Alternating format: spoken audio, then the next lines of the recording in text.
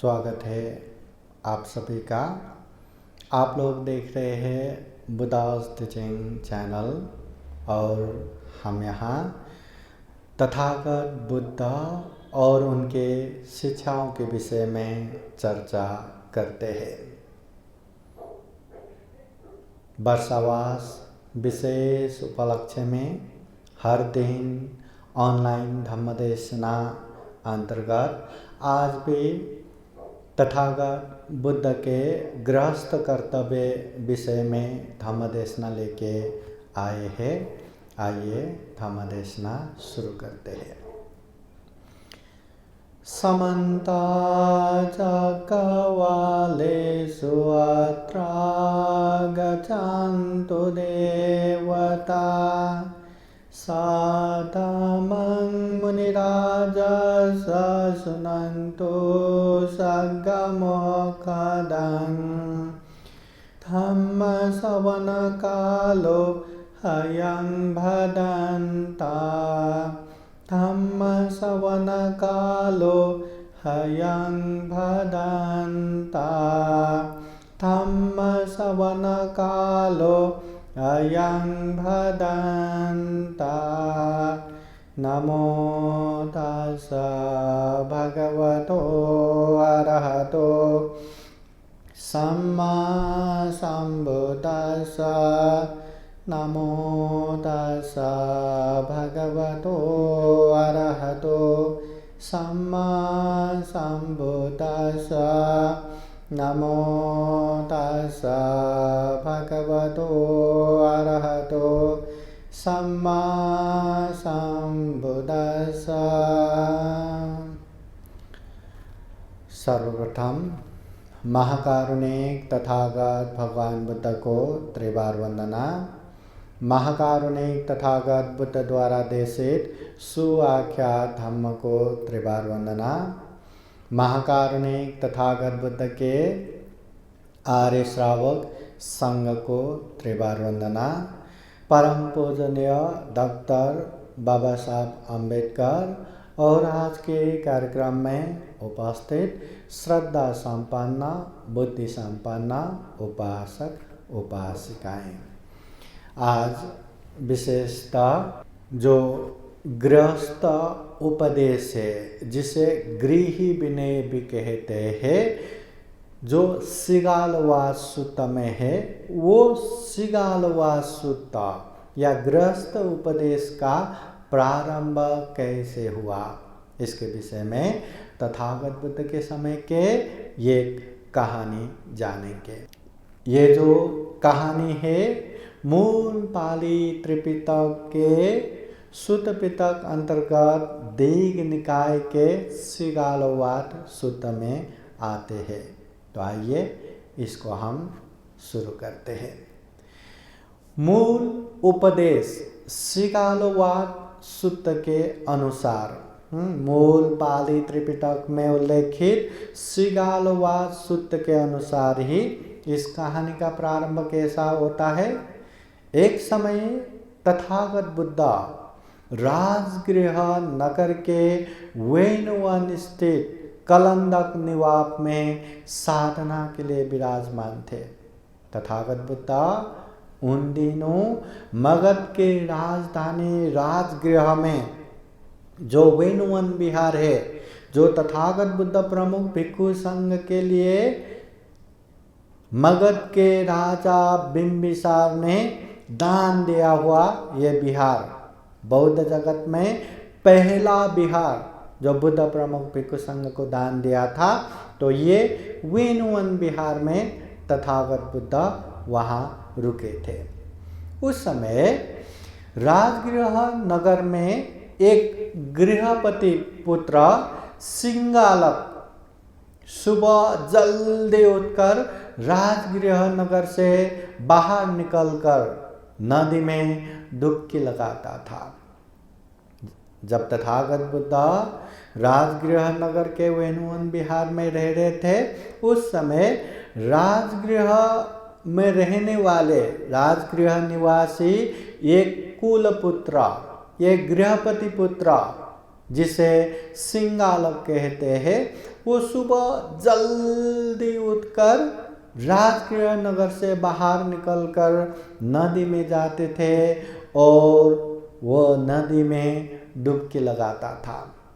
फिर उसी गीले कपड़ों एवं गीले केशों के साथ वो पूर्व, पश्चिम, दक्षिण, उत्तर, ऊपर, नीचे सभी दिशाओं को भी हाथ जोड़कर नमस्कार करता था।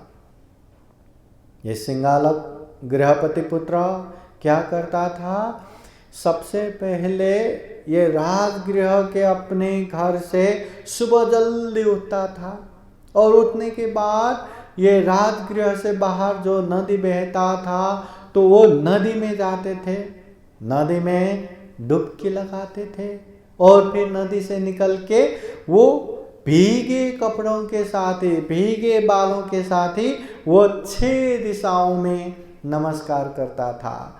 पूर्व, पश्चिम, उत्तर, दक्षिण, ऊपर, नीचे 6 के 6 दिशाओं में नमस्कार करता था।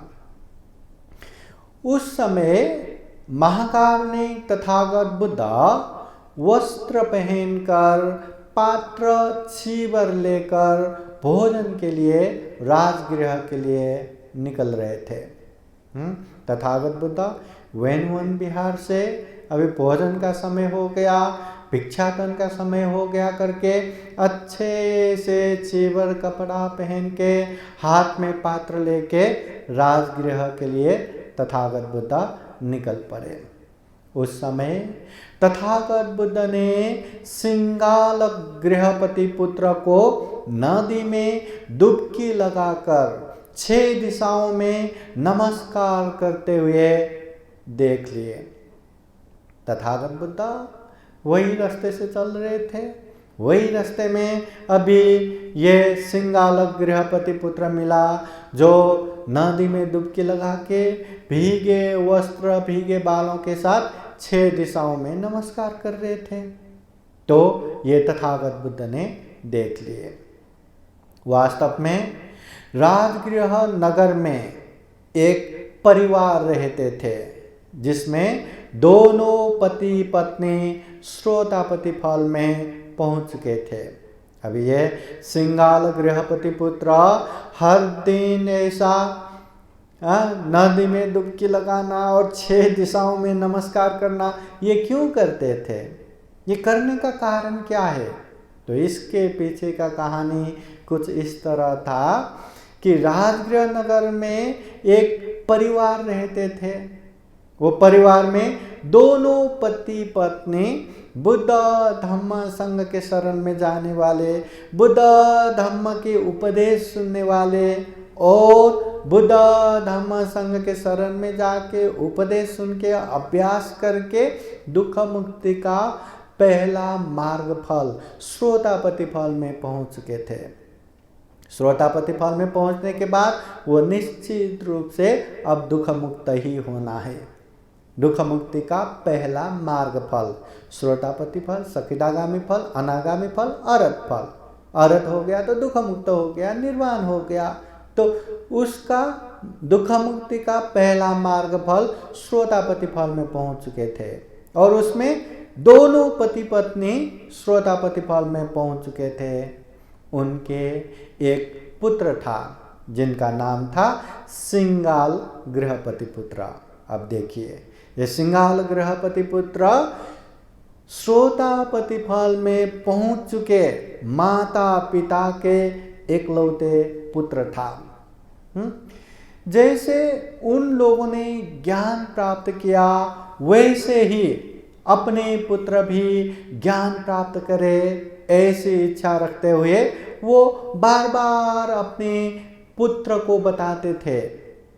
जो माता पिता है ना, वो लोग तो श्रोतापति फल में पहुंच चुके, दुख मुक्ति के मार्ग फल में पहुंच चुके, और इतना जीवन में सुख शांति प्राप्त कर चुके थे, तो वो लोग भी अपने इकलौते पुत्र के प्रति चाह रखते थे कि मेरे पुत्र भी बिहार में जाए, मेरे पुत्र भी बुद्ध के पास जाए, संघ के पास जाए, धम्म देशना सुने, अच्छे उपदेश पालन करे और वो भी दुख मुक्त बने, वो भी जीवन में सुख शांति प्राप्त करे। हर माँ बाप चाहते हैं। और ये तो श्रोतापति फल में पहुंच चुके थे, तो और ज़्यादा पुत्र के प्रति मैत्री रखता था कि दिल से ऐसा चाहता था। तो अपने पुत्र को भी बार बार कहते थे, प्रिय पुत्र, तुम भगवान बुद्ध के वहाँ जाओ, वहाँ जाने की तुम्हारी इच्छा ना हो तो धम्म सेनापति सारिपुत्र महास्तवीर के पास जाओ। वहाँ भी जाने की इच्छा ना हो तो तुम महाकाश्यप महास्तवीर के पास जाओ। वहाँ जाकर भिक्षुओं को पंचांग दंडवत करो, धम्म कथा सुनो, शील का पालन करो। देखो माता पिता की मैत्री करुणा, जो ज्ञान उन लोगों ने प्राप्त कर चुके थे, जो दुख मुक्ति के प्रवाह में वो लोग पहुंच चुके थे, इसलिए अपने इकलौते पुत्र भी वो दुख मुक्ति के प्रवाह में पहुंचे, जीवन में सुख शांति प्राप्त करे। ऐसे मैत्री रखते हुए बार बार कहते हैं कि जाओ तथागत बुद्ध के पास जाओ, तुम्हारा कल्याण होगा। अगर तथागत बुद्ध के पास जाने की इच्छा ना हो तो जाने दो कि धम्म सेनापति सारिपुत्र महास्थवीर के पास जाओ, उनके धम्म देशना सुनेंगे, उनके संगत करेंगे तो भी जीवन में कल्याण होगा। अगर वहां भी जाने की इच्छा ना हो तो महाकाश्यप महास्थवीर के पास जाओ, धम्म की बातें सुनो, तुम्हारी कल्याण होगा।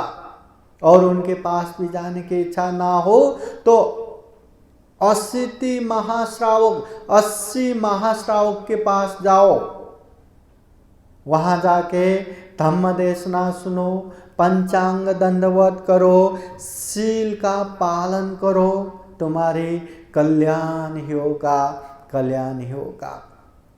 ऐसे माता पिता अपने इकलौते पुत्र सिंगाल गृहपति पुत्र को बार बार कहते हैं कि जाओ बुद्ध के पास।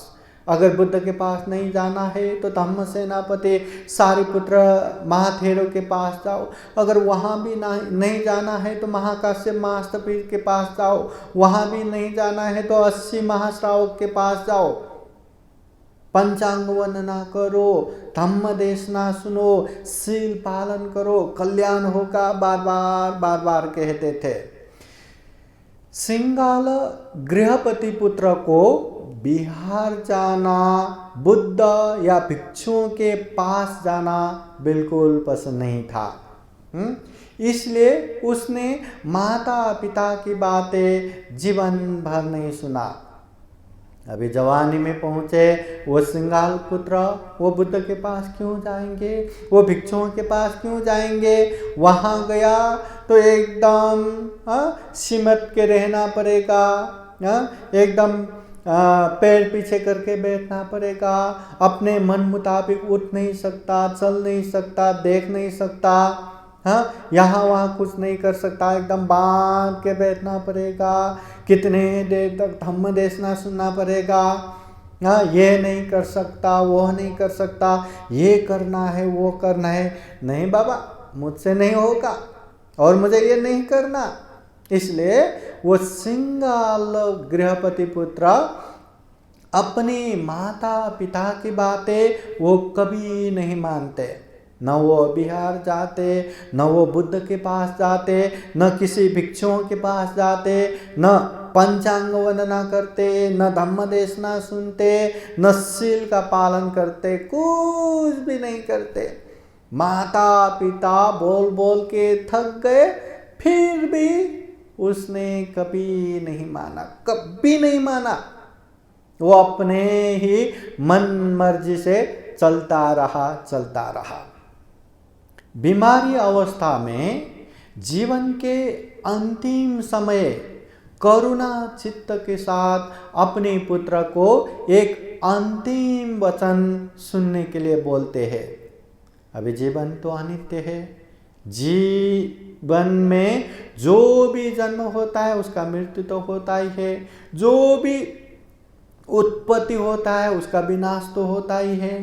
अभी माता पिता भी बुढ़ापे की तरफ आ गए, बीमार पड़ गए और ऐसा लगने लगा था कि अभी जीवन का अंत होने वाले थे, जीवन का अंत होगा, मर जाएंगे।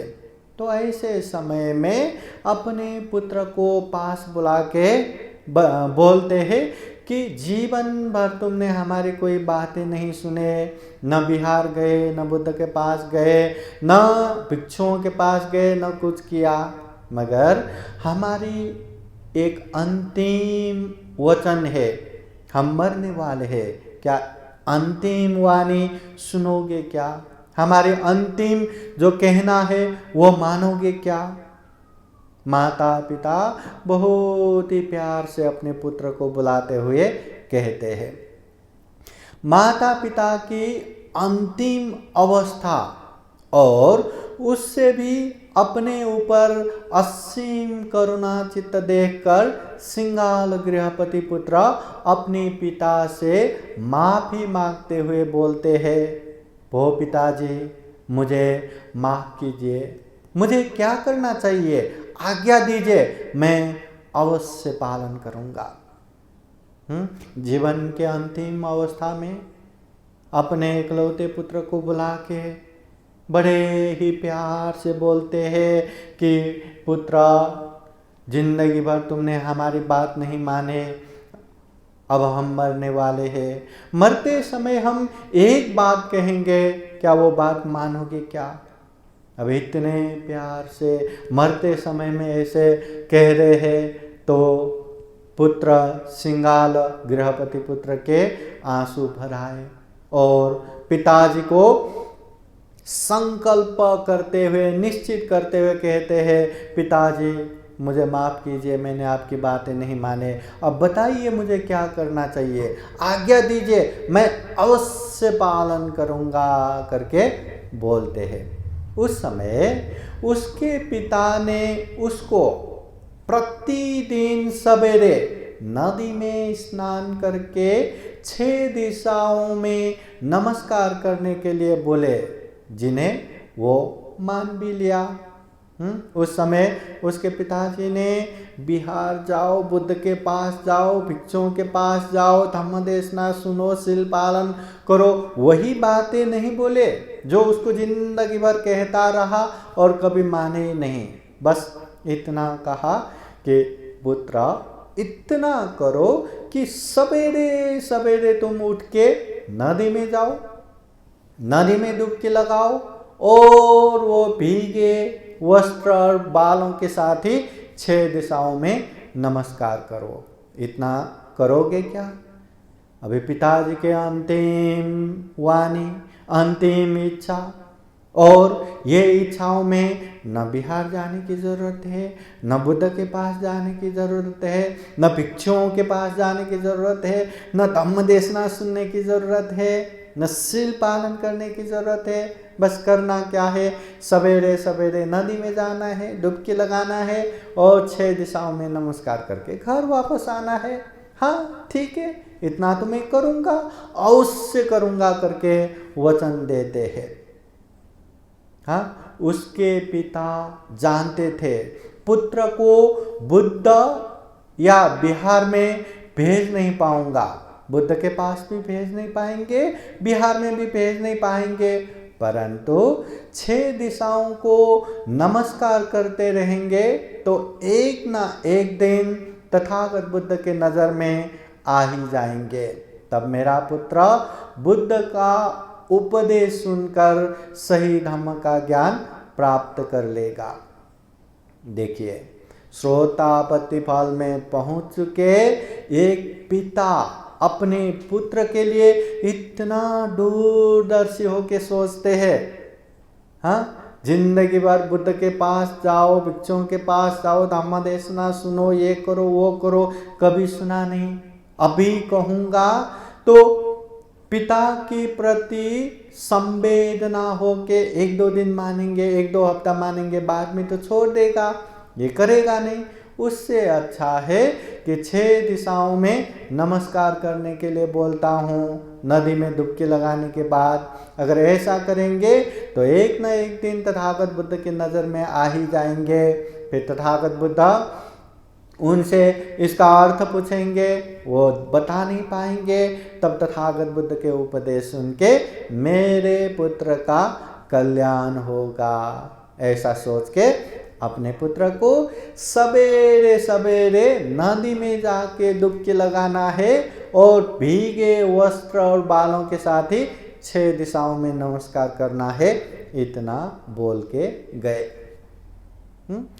वही पिता की वचन से ये सिंगाल पुत्र हर दिन सवेरे नदी में जाकर डुबकी लगाना, 6 दिशाओं को नमस्कार करना कर रहे थे। ये सिंगाल गृहपति पुत्र हर दिन नदी में क्यों जाते थे? क्योंकि मरते हुए उसके माता पिता ने अंतिम इच्छा के रूप में ये कह के गया था कि हर दिन सवेरे नदी में डुबकी लगा के 6 दिशा नमस्कार करना है।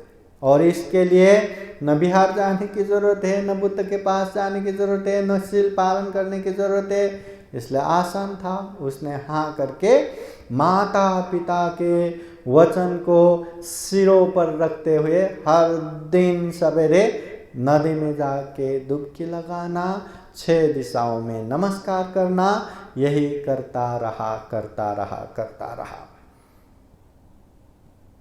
तो ऐसे नदी में डुबकी लगाते हुए सिंगाल गृहपति पुत्र को एक दिन महाकारुणिक तथागत बुद्ध अपनी महाकरुणा समापति ध्यान द्वारा देखते हैं।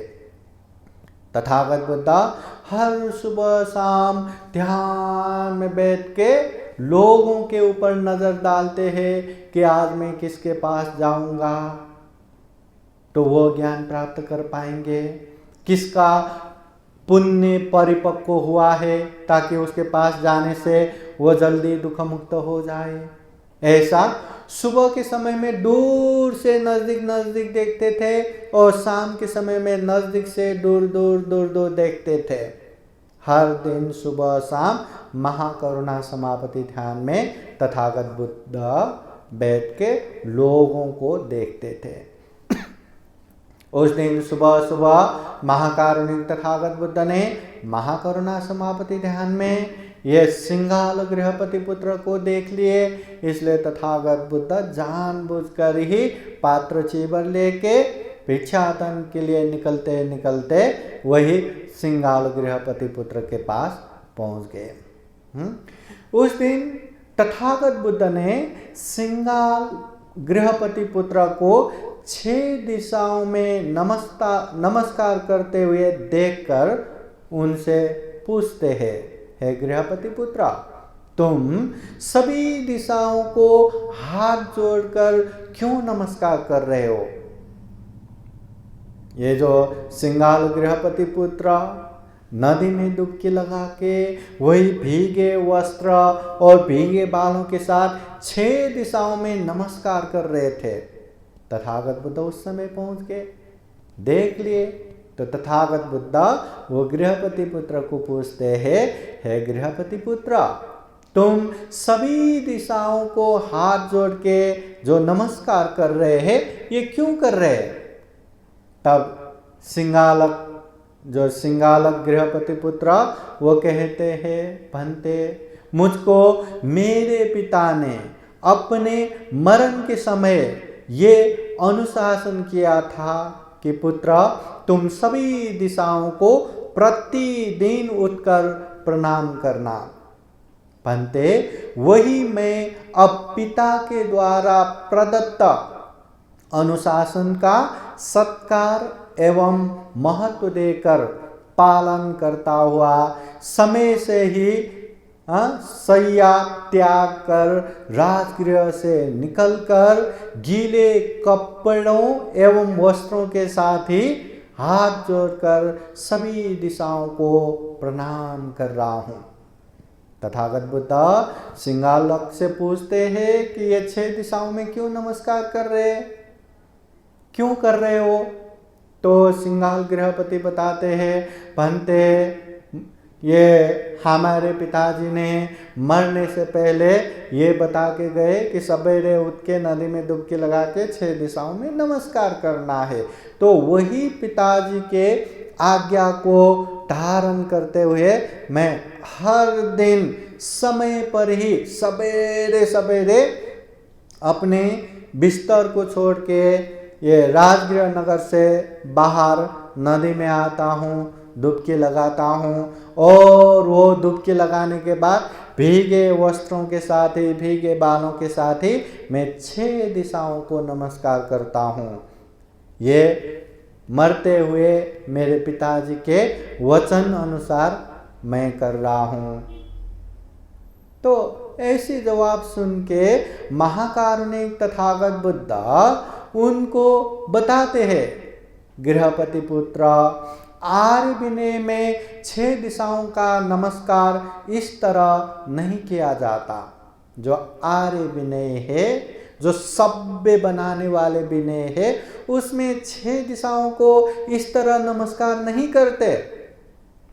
ऐसा सुनने के बाद वो सिंहाल गृहपति पुत्र आश्चर्य होते, अरे मेरे पिताजी ने तो ऐसा ही कहा है, हाँ ऐसा ही करने के लिए बोला है, अभी ऐसा नहीं करते तो कैसा? एकदम जिज्ञासु होके सिंहालक ने तथागत बुद्ध से पूछते हैं, पंते जी, आर्यों के विनय जो धम्म अनुशासन में 6 दिशाओं को प्रणाम कैसे किया जाता है? अच्छा हो बनते कि भगवान मुझे वो विधि बतला दे जिससे 6 दिशाओं को प्रणाम करना उचित कहलाए। अगर 6 दिशा आर्य विनय में या धम्म अनुशासन में इस तरह नहीं किया जाता तो सही रूप से कैसे करते हैं? किस तरह से करने से सही होता है कि तथागत बुद्ध आप बताएं ताकि हम भी उचित तरह से 6 दिशाओं का नमस्कार कर सके। तो उस समय महाकारुणिक तथागत बुद्ध समझाते हुए ये सिंहाल गृहपति पुत्र को बताते हैं, हे गृहपति पुत्र सुनो, मेरी बात ठीक से मन लगा के सुनो, मैं तुम्हें बता रहा हूँ। ऐसा कहते हुए तथागत बुद्ध फिर समझाते हुए कहते हैं, गृहपति पुत्र, जब किसी आर्य धर्मानुयायी श्रावक के 4 कर्म क्लेश नष्ट हो गए रहते हैं, 4 स्थानों से वो पाप कर्म करने की स्थिति में नहीं रहता और भोगों के 6 दुर्गति करने की स्थिति में नहीं रहता। ये भोगों के 6 दुर्गति मार्गों का सेवन नहीं करता, तब वह इन 14 पापों से विरत होकर 6 दिशाओं को आच्छादित कर उभय लोक की विजय प्राप्ति में लग जाता है। तब उसका ये लोक से सुसेवित हो ही जाता है, परलोक में भी सुसेवित हुआ समझना चाहिए, क्योंकि तब वो इस देह च्युति के बाद मरणांतर सुगति में उत्पन्न होता है। महाकारुणिक तथागत बुद्ध ये सिंहाल गृहपति पुत्र को अच्छे से समझाते हैं कि 6 दिशा आर्य विनय में धम्म अनुशासन में कैसे नमस्कार करना है। तो तथागत बुद्ध कहते हैं, सबसे पहले 4 प्रकार के कर्म क्लेश को नष्ट करना चाहिए। उसके बाद तथागत बुद्ध कहते हैं 4 प्रकार के पाप कर्म को खत्म करना चाहिए। उसके बाद तथागत बुद्ध कहते हैं 6 प्रकार के संपत्ति विनाश के कारणों को नष्ट करना चाहिए। इस प्रकार 4 प्रकार के कर्म क्लेश, 4 प्रकार के पाप कर्म और 6 प्रकार के संपत्ति विनाश के कारण, ये 14 पापों को नष्ट करके या इससे रहित होके ये 6 दिशाओं को अच्छे से नमस्कार करना चाहिए, जिससे यहाँ भी विजयी होगा, वहाँ भी विजयी होगा, ये लोक में भी सुख शांति मिलेगा और परलोक में मरण के बाद भी सुगति में उत्पन्न होगा, ऐसा तथागत बुद्ध कहते हैं। इस तरह महाकारुणिक तथागत बुद्ध ने वो सिंघाल गृहपति पुत्र को आर्य विनय में किस तरह 6 दिशाओं को नमस्कार करते हैं और 6 दिशाओं का नमस्कार करने का मतलब क्या है अच्छे से बताते हैं। पहले 6 दिशाओं को नमस्कार करने से पहले 4 प्रकार के कर्म क्लेश से दूर होना है, 4 प्रकार के पाप कर्म से दूर रहना है, 6 प्रकार के संपत्ति विनाश के कारण से दूर रहना है। ये 14 प्रकार के पापों से दूर होने के बाद अच्छे से 6 दिशाओं को नमस्कार करना है। अब ये 6 दिशाओं को नमस्कार करना बोले तो अपने ही ये जो पति पत्नी हो या अपने संतान हो या अपने मित्र हो या अपने शिक्षक हो या अपने आचार्य गुरु हो या अपने मालिक हो या अपने नौकर हो, ऐसे जीवन में जो महत्वपूर्ण 6 दिशाओं में रहने वाले ये जो अपने हैं या जीवन के सहायक है, उनके प्रति कैसे अपना कर्तव्य निर्वाह करना चाहिए, कौन से कर्तव्य निर्वाह करना चाहिए, और वो कर्तव्य निर्वाह करना ही ये 6 दिशाओं का नमस्कार है कहते हुए तथागत बुद्ध खूब अच्छे से ये सिंघाल गृहपति पुत्र को समझाते हैं, उपदेश देते हैं। ये उपदेश सुन के सिंघाल गृहपति पुत्र को बोध हो जाता है, ज्ञान प्राप्त हो जाता है और वो तथागत बुद्ध के चरण में पड़ के वो भगवान आज से जीवन पर्यंत तक आपके शरण में आए हुए उपासक के रूप में मुझे ग्रहण कीजिए, धम्म और संघ के शरण में आए उपासक के रूप में ग्रहण कीजिए करके बुद्ध धम्म संघ के शरण में जाते हैं। माता पिता ने जिस उद्देश्य से नदी में डुबकी लगा के 6 दिशाओं का नमस्कार करने के लिए माता पिता ने कह के गए थे, वो उद्देश्य परिपूर्ण हो गया। तथागत बुद्ध के उपदेश सुन के सिंघाल गृहपति पुत्र ने बुद्ध उपदेश जान भी लिया, बोध भी किया और जीवन पर्यंत शरण में जाने वाले श्रद्धावान उपासक भी बन गया। और इस तरह महाकारुणिक तथागत बुद्ध ने गृहस्थ कर्तव्य या गृही विनय के विषय में जो विस्तृत रूप से उपदेश देते हैं, उन्हीं उपदेश सिगालोवाद सूत्र में आता है और वो गृह विनय गृहस्थ कर्तव्य के रूप में हम निरंतर चर्चा भी करते जाएंगे। तो आज का धम्म देशना हम यहीं तक करते हैं।